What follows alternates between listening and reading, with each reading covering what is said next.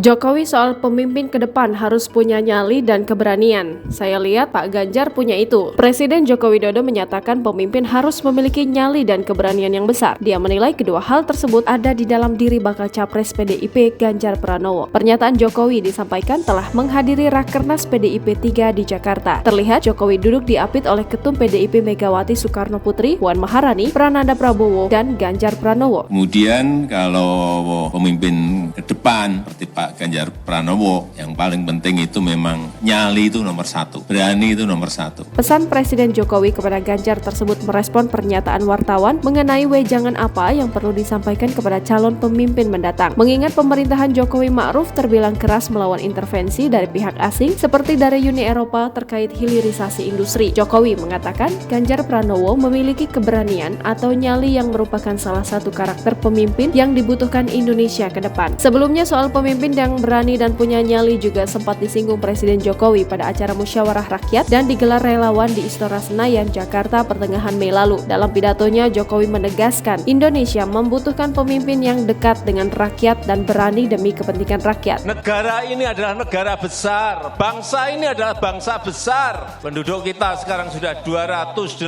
juta, kurang lebih. Dan rakyat kita, rakyat Indonesia butuh pemimpin yang tepat, butuh pemimpin yang benar, yang dekat dengan rakyat.